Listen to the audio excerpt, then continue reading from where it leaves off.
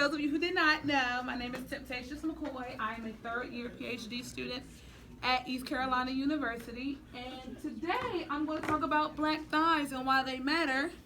I'm going to take off my name, my little tag, so y'all can see my t-shirt.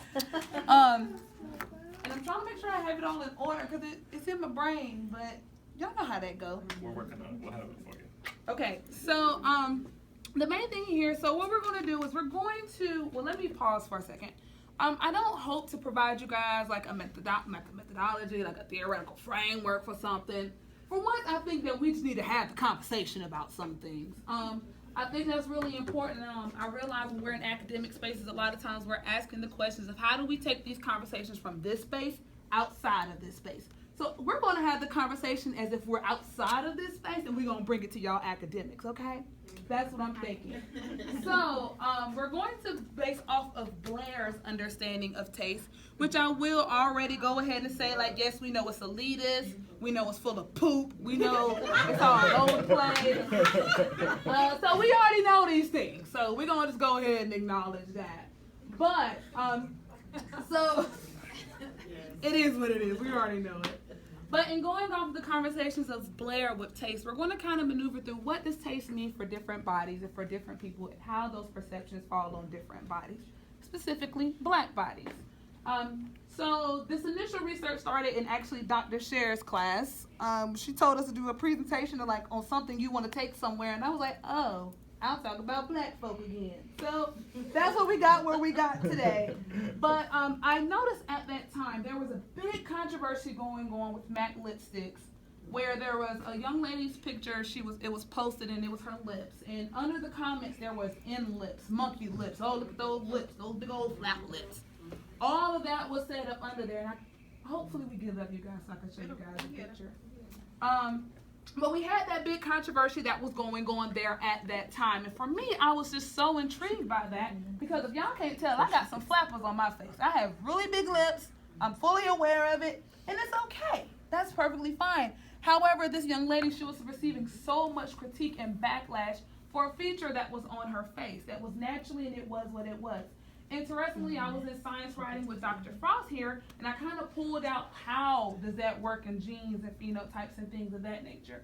Ironically, at that time, that's when Kylie Jenner, for those of y'all who don't know who Kylie is, one of the Kardashian little girls, Kylie was getting praise for her lips. Oh, big lips. Ooh, girl, we gonna get them lips. Girl, we gonna get that lip liner, girl. Like, it became a conversation of, hold on, why is it okay for her to have these features? However, when they're on my body, they're critiqued. So I tried to pull at how do we get to this space, and then how do we look at appropriation versus appreciation versus assimilation as well as commodification.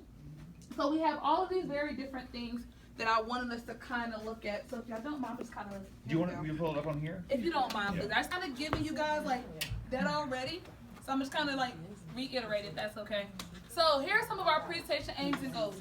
And again, I want to make sure that I let you guys know, I'm not trying to provide a methodology for something. I'm not trying to give a theory for something. I'm really just trying to have the conversation be started and allow you guys to continue it.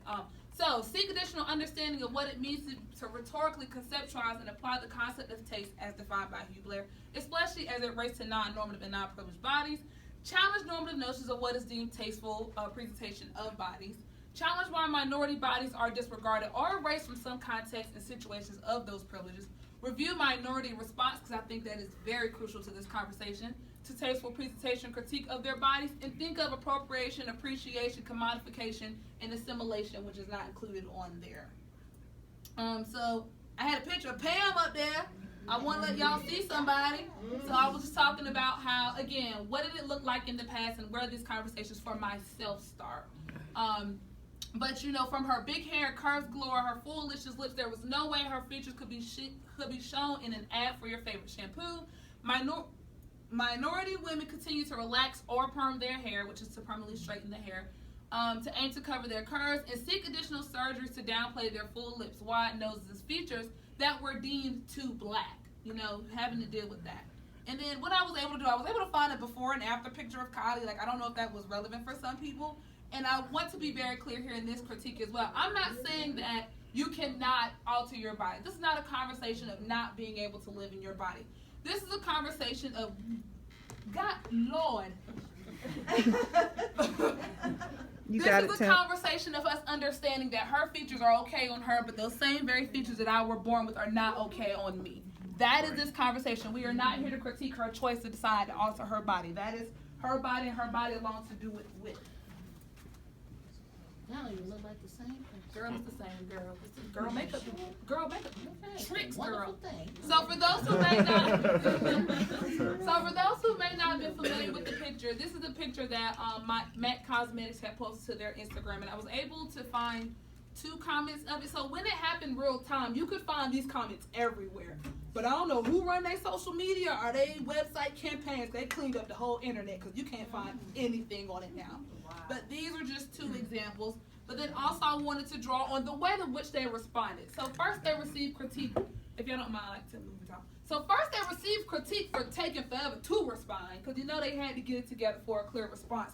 But when they did respond, they responded with all ages, all races, and all sexes was, the picture that they posted alongside the quote on the side. But however, what I think is the most pivotal thing here in this comment section is Drew over here. Can you post more women of color then? So someone called you out on the very thing that you thought that you was doing. Because again, the whole thing here is, what does it mean to be tasteful presentation, and what does that look like for all of our bodies? You say it's about all ages, all races, all sexes, but it's evident that your Instagram page is not showing this thing here. So let's kind of look at, some of the rhetorical Blair stuff. Again, we already know the man, but we're still talking about him 100 years later. So apparently, we still got some work to do overall as a community.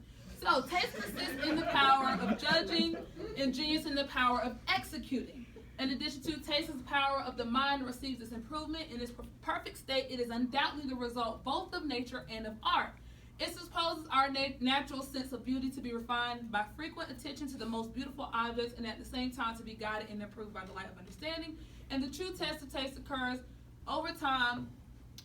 This is someone who referenced Blair's work and was reframing it. The true test of taste occurs over time according to the standard set, not by an individual, but by the common feelings of man. So I interpreted that as taste is definitely formulated by what's going on in our community, what's going on in culture. It's all, full circle there. So Blair's definition of taste is rooted in nature as a foundation of rhetoric, thus mentioning that in order for someone to be a strong rhetorician, they must possess taste in their presentation. So every time I try to present, I try to make sure that I have a t-shirt that represents the thing that I'm talking about. Mm-hmm. Like that is like, yeah. Like that is like my thing, and if you see people doing it, now you know where it came from. But I try to make that a part of my presentation. However, some may argue that that's not tasteful. Maybe I should have on my suit. Maybe I should have on my skirt. Maybe I should wear a dress. There are so many different critiques that could come out of just the way that I decide to present myself. But then also it goes back to my embodiment and what should it look like for a Black woman to present herself. So taste may be shaped by outside influences, as we stated, that may alter one's idea of what is deemed tasteful and what is not. So all of us here in this great academic space, we come to the conference, so we have a little bit more insight on how the way that we develop what taste may be. Because we're here, we're having the conversations. I messaged Cece, and I said, girl, do I need to pack my suit, or do I just need to pack a dress? Like, I wasn't sure. Like, what was a tasteful thing to do in this space for someone who's never been in this space, and as a Black woman coming into this space? So what does that look like for me here? Now, however, overall, Blair acknowledges that taste may differ based on one's position in life. So probably 10 years from now, I probably will scold someone as a grad student wearing a shirt to a conference, but you just never know. So even though other scholars may find critique in his definition of taste and its uses. So again, we know that the critique is there, but we can still use it as a foundation piece. But furthermore, thus Bradis contends that Blair's conception of taste operates writing as a closed system where true criticism or taste of good sense requires no further explanation. Again, so that's the critique of Blair's work, but we all know this to not be true. But for the context of this conversation, we're going to use what Blair is doing. So how do we find tasteful presentation in this context? So I was talking with some of my classmates, and I was just trying to jot down, what do we deem to be tasteful in this context of what it looks like on Black bodies or any of our bodies? So of course, it typically encompasses the European features. Straight wavy hair, not curly though, not curly, or not tightly coiled, not my little natural roots over here. Light, fair skin, so you're not too dark, but you're not too light, but you're just right there. Full lips, but they can't be too full, because if they're too full, then they overtake your face. Defined cheekbones, so how we decide to sculpt, because y'all know contour and highlighting is hot right now. So defined cheekbones. Curvy frame, but not too curvy, because if your booty is too big, then you know be sexualized, so you want to make sure that you want that. Busty, because everybody want big cha-chas, but we don't want them in our face either. A light voice, you can't be too loud, because if you're too loud, then you're going to overpower somebody, you're going to hurt somebody's feelings. You also need to be a little demure, because that's what everyone likes. And you have to be dressed for success. All of these things are how we kind of think of how we do tasteful presentation. It goes many other ways. But sometimes we never really think about where is this idea of tasteful presentation, where is it rooted? It's not rooted in my life as a black woman, in my body. So we have to really start challenging where these things come from and when we continue the system of it as well. So tasteful presentation versus other presentation. So the concept of what it is to be